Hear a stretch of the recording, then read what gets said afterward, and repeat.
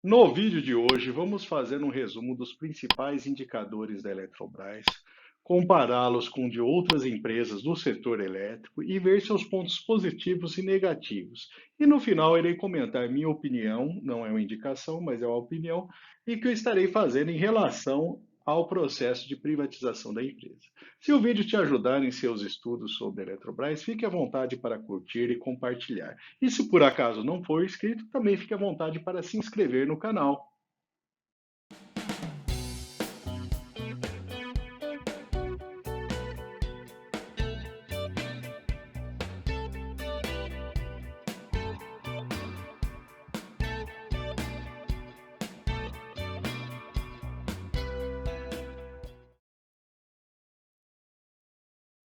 E vamos começar falando das ações ordinárias da empresa, que hoje estão 51,8% nas mãos do governo federal, que também tem uma participação relevante de 16,8% por meio do BNDES.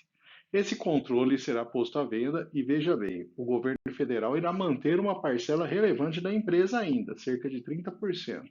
No entanto, seu peso para a indicação de conselheiros não passará de 10%. É previsto também vendas das ações que estão em posse do BNDES. Falando agora das ações preferenciais, o BNDES tem cerca de 13% das ações e os fundos da 3G Radar com 11%. O restante segue pulverizado na bolsa de valores. Trazendo agora os resultados dos últimos anos da Eletrobras, a receita vem crescente desde 2018. Ainda não chegou no patamar de 2016, mas a tendência geral é de crescimento.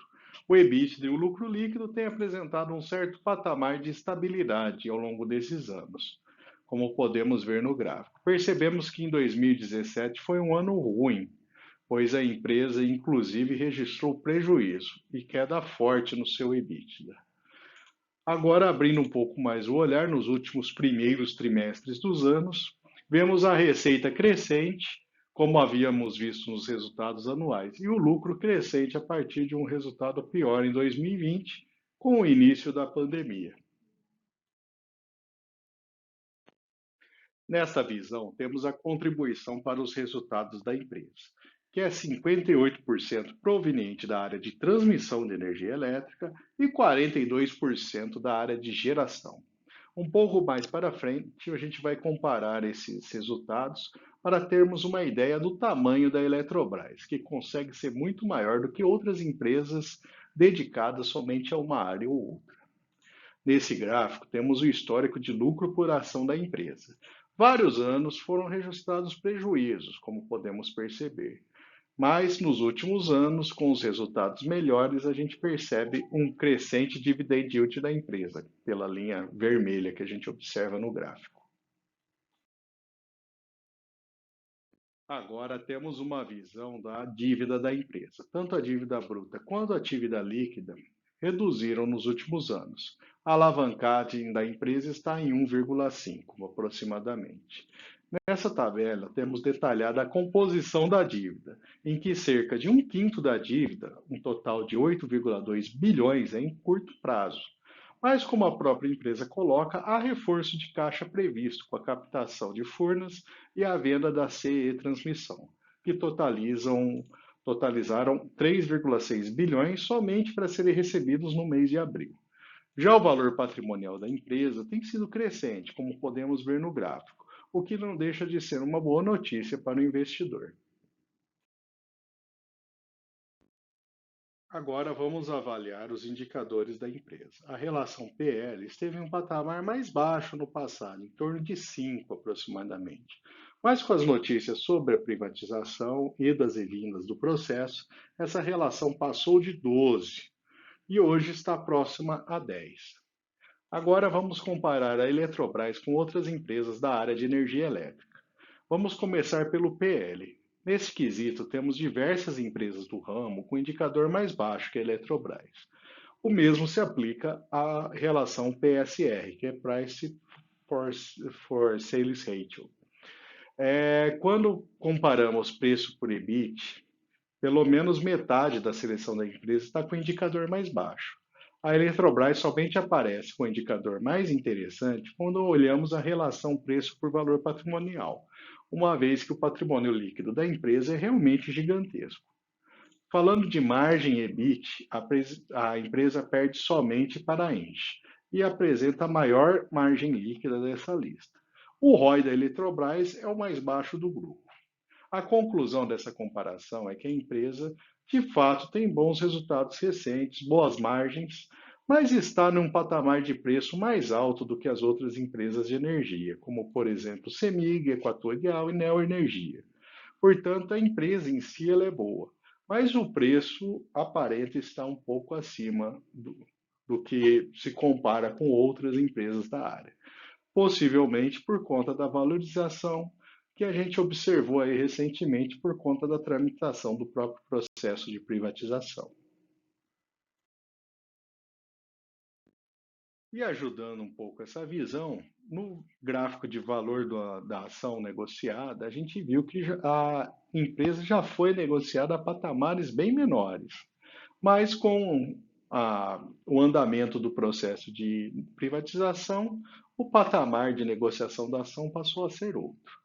Comparando agora o valor intrínseco em vermelho, como o resultado foi muito positivo recentemente, ainda assim com essa valorização, as ações estão negociadas abaixo do seu valor intrínseco calculado. A projeção dos analistas, em média, aponta para uma valorização da ação. Não tanto quanto o valor intrínseco que acabamos de ver, mas existe uma expectativa sim de aumento na média. E a recomendação geral é de compra da ação.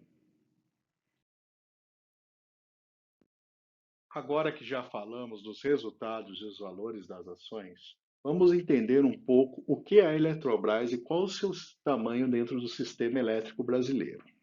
Nesse gráfico, a gente tem a capacidade total instalada de geração de energia do país, que é de 179.733 megawatts, segundo o último relatório divulgado pelo governo, dos quais 57% é de energia hidrelétrica, 9% geração com gás natural, 8% biomassa, 11% eólica e 7% solar. São as principais fontes de energia. Temos uma matriz bem limpa, puxada pela geração hidrelétrica, e é um cenário bem interessante quando a gente compara com outros países por aí. E por isso, quando temos períodos longos de estiagem e a depender do local, podemos ter uma crise energética. Dentro dessa geração hidrelétrica, a Eletrobras é de longe a principal responsável, respondendo por 42% da geração total. A gente percebe pelo gráfico que a participação de outras empresas de porte, como Engie, CEMIG e CPFL, são bem pequenas perto da Eletrobras.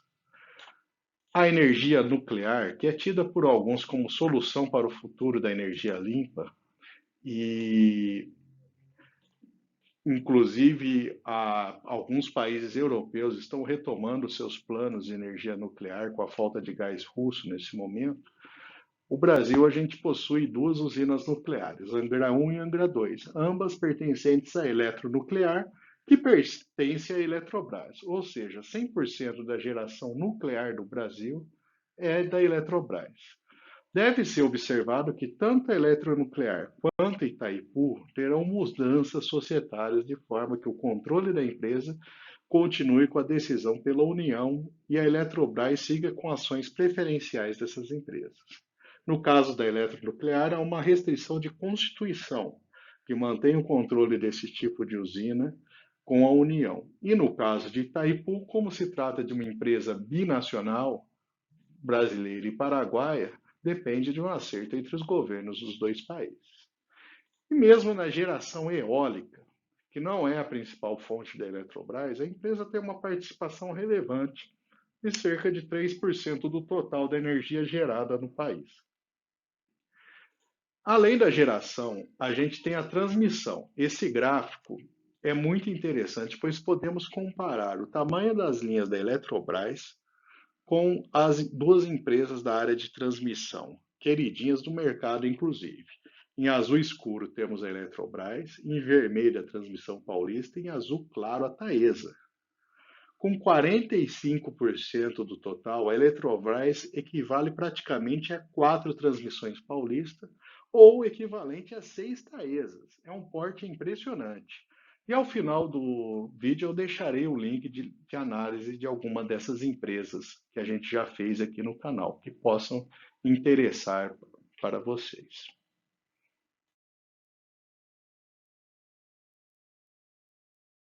Agora vamos trazer algumas informações adicionais da última apresentação de resultados da empresa. Na área de geração, a empresa foi responsável por 38% do total de energia gerada no país. Isso levou ao aumento das receitas de geração da ordem de 700 milhões de reais em relação ao ano anterior, fazendo com que a receita de geração no primeiro trimestre de 2022 chegasse a 6 bilhões e meio de reais. Na área de transmissão, houve melhoras dos indicadores operacionais, principalmente no nível de desligamento de energia, medido a cada 100 quilômetros de linha de transmissão. E falando dos investimentos que a empresa fez no primeiro trimestre de 2022, temos dois grandes demandantes de recursos: a manutenção das linhas de transmissão e subestações e a área nuclear. Mesmo assim, a empresa ainda investiu 49% do que ela tinha planejado para o período. Nesse momento, eu vou trazer os pontos positivos e negativos das ações da Eletrobras e, na sequência, eu vou comentar um pouco sobre o processo de privatização da empresa.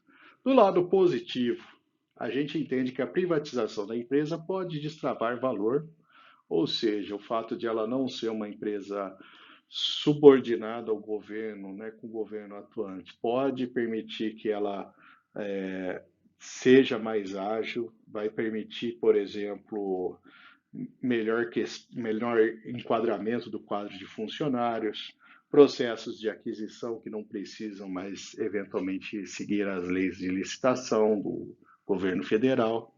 A empresa é uma empresa de porte gigantesco. O Brasil é um país de dimensões continentais e a empresa tem geração, transmissão em todas as regiões do país. O valor intrínseco e a expectativa dos analistas mostra que potencialmente as ações podem ter uma valorização depois que esse processo for concluído. E a empresa tem boas margens comparadas com outras empresas do setor elétrico. Do lado negativo, vários indicadores de preço estão melhores em outras empresas da área de energia elétrica, mostrando que de repente tem negócios aí dentro dessa área que aparentam estar mais interessantes no momento. O histórico de lucros e dividendos da empresa apresenta grandes variações, inclusive vários anos aí com registros de prejuízo, num passado até relativamente recente, aí, em menos de 10 anos.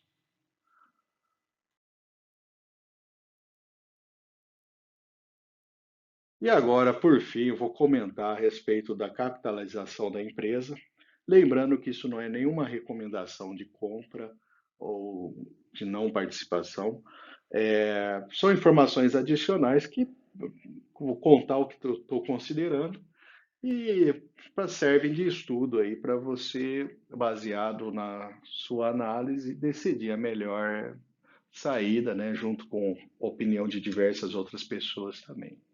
Eu vou dividir em duas situações. Uma situação é o uso de dinheiro em caixa para fazer o aporte na Eletrobras agora, nesse processo de privatização, e outra é a questão do uso do FGTS. Então, falando a questão de caixa, usar dinheiro de caixa para comprar ações durante a capitalização, eu entendo que há outras empresas do setor elétrico com indicadores de preço mais favoráveis.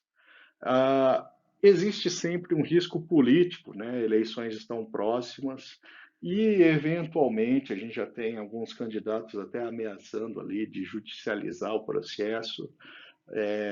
Eu acho que esse tipo de situação é até difícil, mas em se tratando de Brasil, a gente pode esperar de tudo, né? Além desse risco político, né, há outro risco político também, E com a inflação alta, nesse patamar que a gente está enxergando, eventualmente pinta esse desejo de medidas populistas e podemos ter as empresas da área de energia elétrica pagando o pato como aconteceu no passado.